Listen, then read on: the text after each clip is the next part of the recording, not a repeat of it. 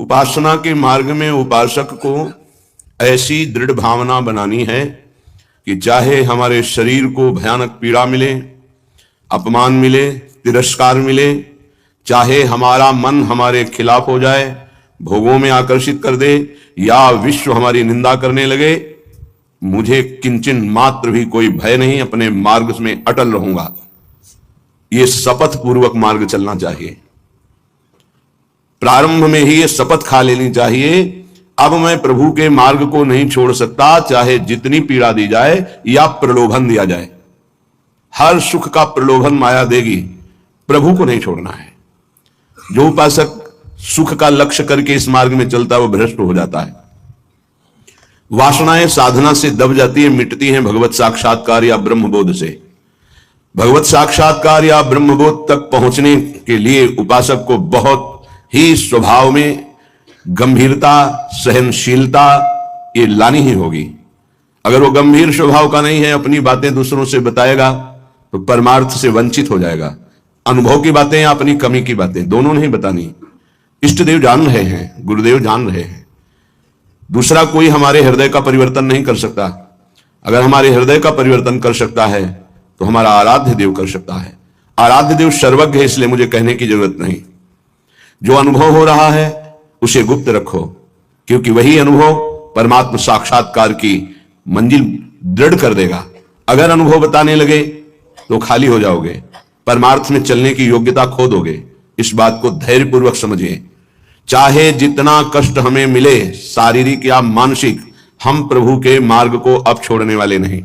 ये शपथ खानी चाहिए। हम प्रभु के मार्ग में जैसे हैं वैसे ही चलेंगे। जितना सुधार प्रभु कराते जा रहे हैं उतना होता जा रहा है। हम प्रभु के मार्ग को नहीं छोड़ेंगे, चाहे जैसी परिस्थिति आ जाए। हम गिर सकते हैं, फिसल सकते हैं, लड़खड़ा सकते हैं, पर ना तो रुक सकते हैं और ना लौट सकते हैं। ये शपथ खानी चाहिए। अगर ये निष्ठा नहीं है तो फिर बहुत बड़ा भयावह दृश्य उपस्थित करेगी माया, भीतर और बाहर से। समय आएगा आप लड़खड़ा जाएंगे। आपको प्रलोभन ऐसा मिलेगा कि आप इसे छोड़ करके माया में रमण करें। प्रलोभन में बहुत मिठास नजर आती, पर होता बहुत जहर है। सकामता उत्पन्न होते ही जो जलन होती है वो सकामी पुरुष नहीं जानते, वो भगवत मार्ग के पथिक जानते हैं कि कामना कितना बड़ा जहर है और कैसे जलाती है रात दिन। इसलिए उपासक को निष्कामता पर ही अपनी स्थिति स्थापित करनी चाहिए। सकामता को तत्काल काटना चाहिए। अगर सकामता रही तो 20 वर्ष साधन करने के बाद भी वो भ्रष्ट हो जाएगा। इस शब्द को बहुत सूक्ष्मता से अनुभवपूर्वक बोल रहे हैं। छोटी सी दबी हुई वासना 20 वर्ष साधन करने के बाद भी वो अपना प्रबल रूप धारण कर लेगी और साधक को गिरा देगी। ढूंढ ढूंढ कर अंदर की वासनाओं को नाम जप के द्वारा भस्म किया जाता है। भजन के बल से उनका हृदय से पूर्ण अनादर करना होता है। अनादर ही उनका नाश है, आदर करना ही अपना नाश है। बस ये ध्यान रखना है। सकामता ही हमारा पतन है, निष्कामता ही हमारी स्थिति है। धैर्यपूर्वक सहन करना ही यात्रा है। सहन न कर पाना, टूट गए या प्रलोभन में आ गए तो इस मार्ग से गिर जाएंगे। देखो श्रीपाद प्रबोधानंद जी महाराज कैसी निष्ठा का वर्णन करते हैं। धाम की निष्ठा कह रहे हैं कि छिद्देत खडशः इदम यदि मे शरीरम घोरा विततयो यदि वा पतन्ति हाहंत न तथापि भूयात् वृंदावनादितर तुच्छ पदे पिपाशा। बहुत उच्च कोटि की वृंदावन की निष्ठा है श्रीपाद प्रबोधानंद जी की। बलिहारी है इन महापुरुषों की कि इन्हीं के वचनों की जूठन पाकर अपने हृदय में कुछ निष्ठा आती है।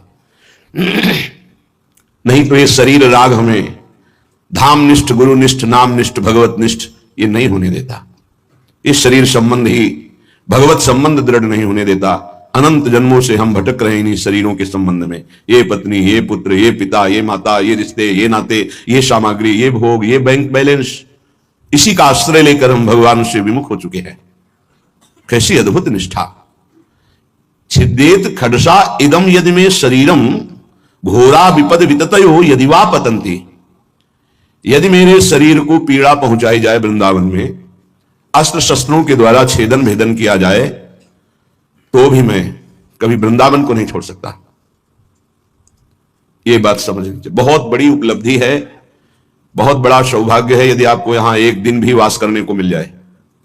फिर जिनको आजीवन वास मिल गया है तो दुर्भाग्य है कि वो प्रिया प्रीतम का चिंतन नहीं करते हैं, सत्संग नहीं सुनते, श्री जी की लीलाओं का गायन चिंतन नहीं करते, व्यर्थ में समय नष्ट करते हैं। दिव्य कृपा हो गई वृंदावन वास की, पर उसका लाभ नहीं ले पा रहे। वृंदावन बस गए इतनो बड़ो सयान, जुगल चरण के भजन बिन निमिष न दीजे जान। पलक झपकने के समय को निमिष कहते हैं। इतना भी समय प्रिया प्रीतम के भजन से अगर खाली गया तो हमारा दुर्भाग्य है, हानि है, विपत्ति है। अगर निरंतर हमारा स्मरण वृंदावन में चल रहा है तो वास्तविक तन मन के बन से ये अब वृंदावन वास हो रहा है। इसीलिए उपासकों से प्रार्थना करते हैं कि उठते बैठते चलते फिरते नाम जप करते रहो, प्रिया प्रीतम को मत भूलो।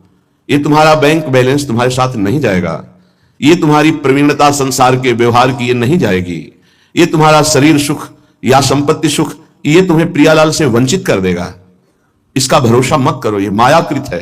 भरोसा करो प्रभु का, भले सब कुछ बना रहे, उसका भरोसा मत करो। ये सब टिकाऊ नहीं है, परिवर्तनशील है।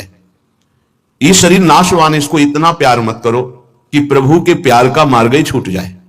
कैसा मंद बुद्धि हो जाती है उपासक की, कैसा विचार हो जाता है कि वो शरीर पोषण के लिए, इंद्रिय भोगों के लिए प्रभु को छोड़ देता है, धाम को छोड़ देता है।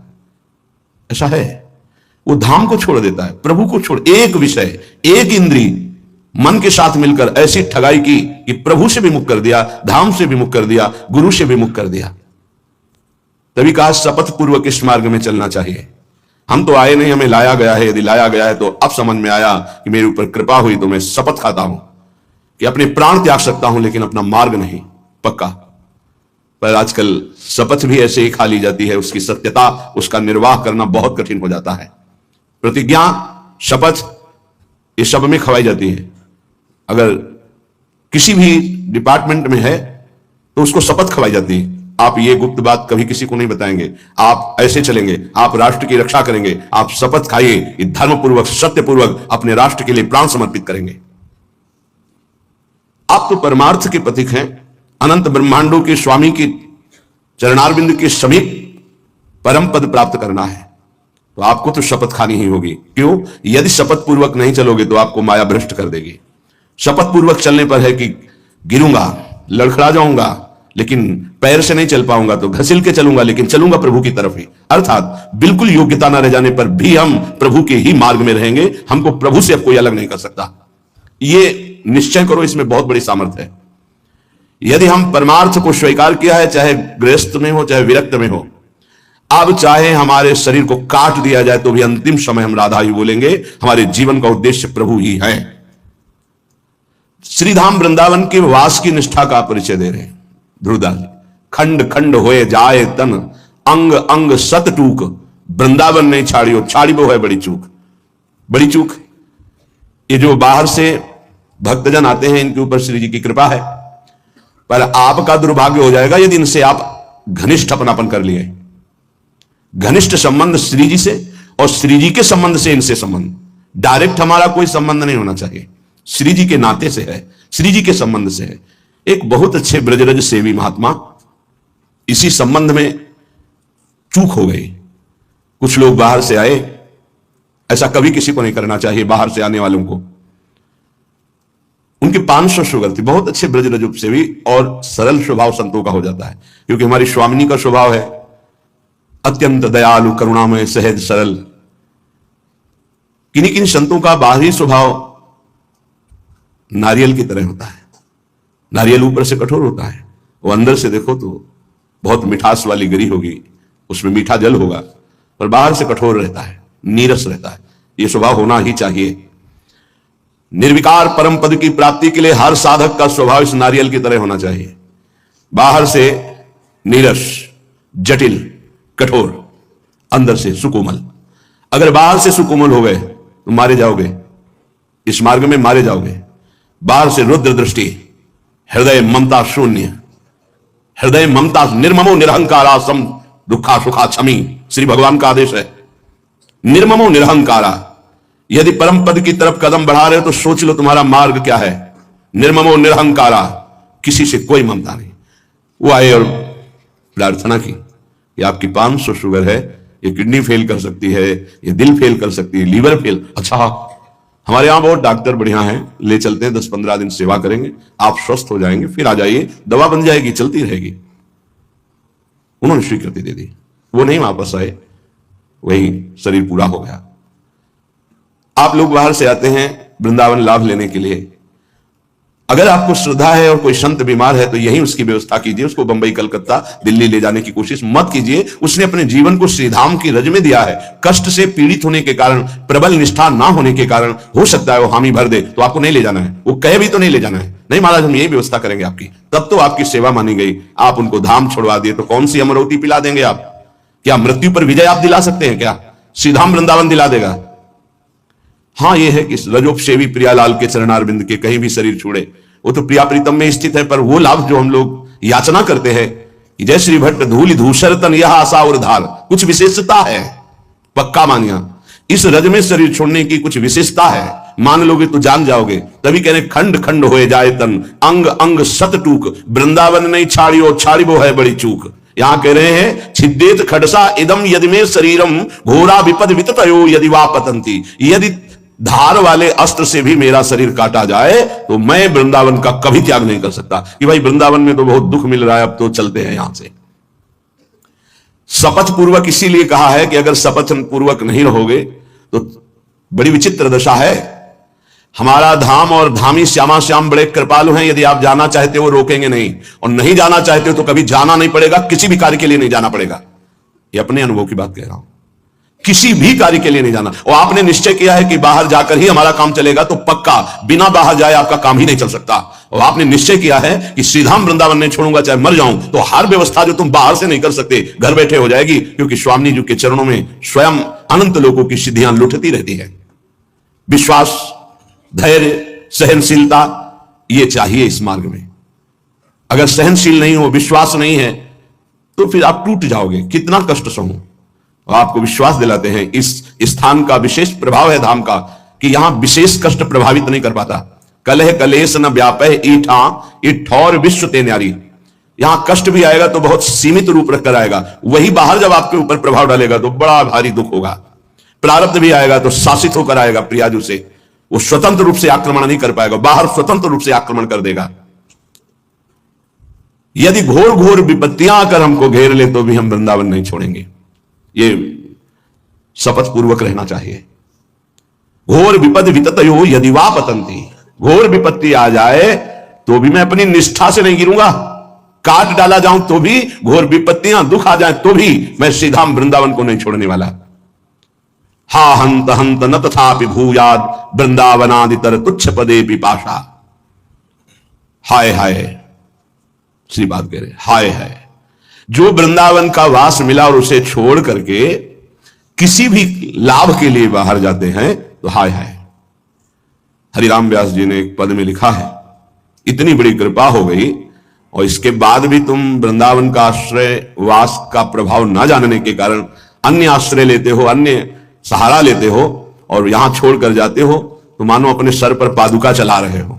अच्छा, स्वयं पतित पत्रकाण्यमृतवत् सुधा भक्षयन् त्रिशाह मिहिर नंदिनी शुचि पयोंजलि भी पिबन कदा मधुर राधिका रमण रास केली स्थली बिलोक्य रसमग्न धीर दिवसामि वृंदावनम।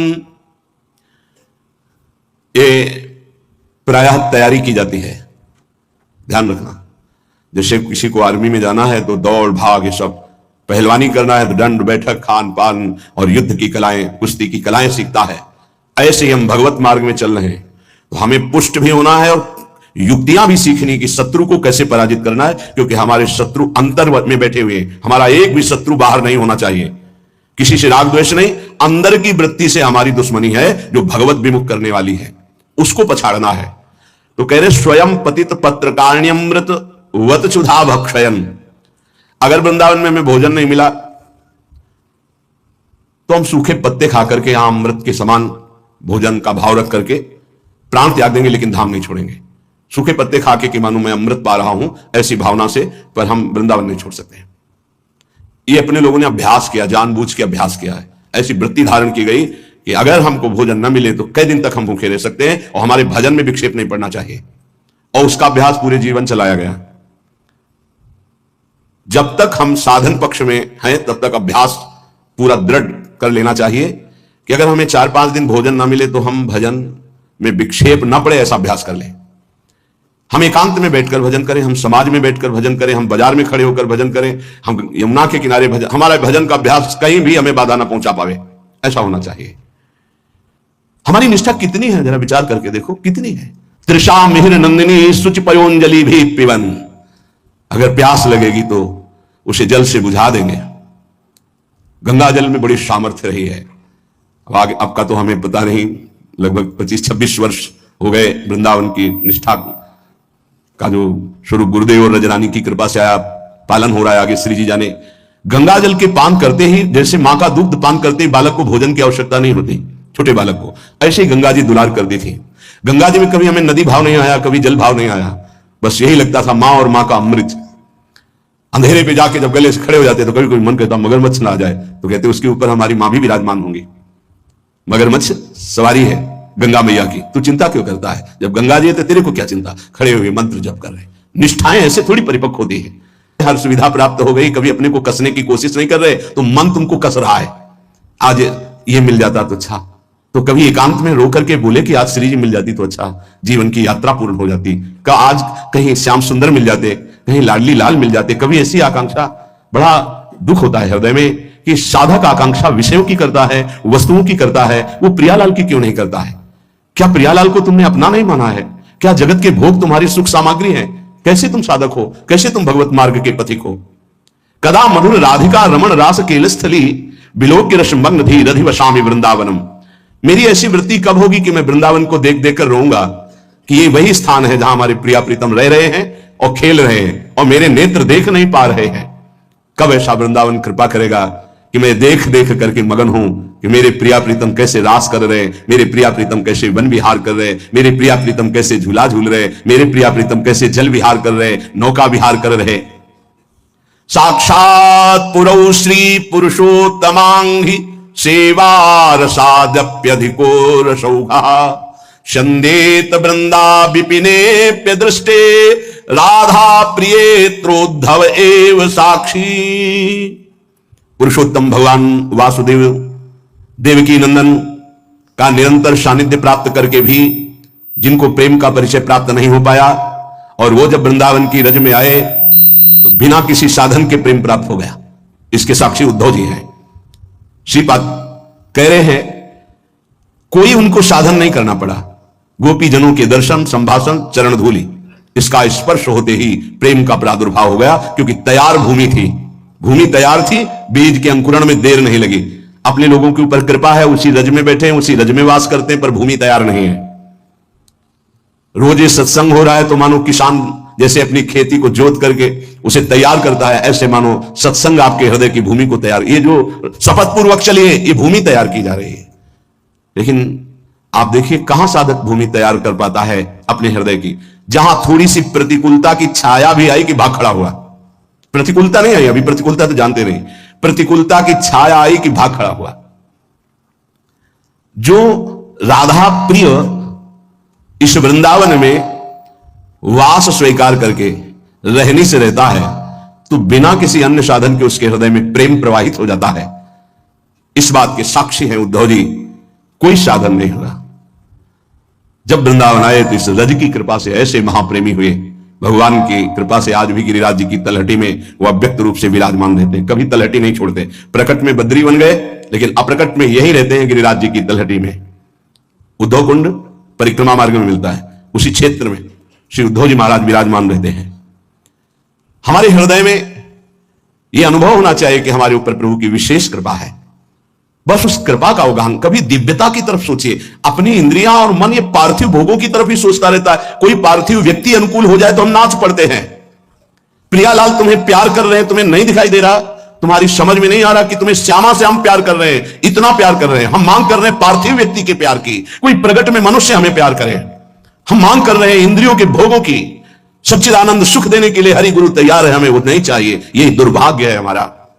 उपासक सावधान, बहुत जन्म भोग भोग चुके हो, बहुत जन्म तुम किसी ना किसी के होते रहे हो। इस बार केवल श्री जी के इस शरीर को धरोहर की तरह हरि गुरु को समर्पित कर दो।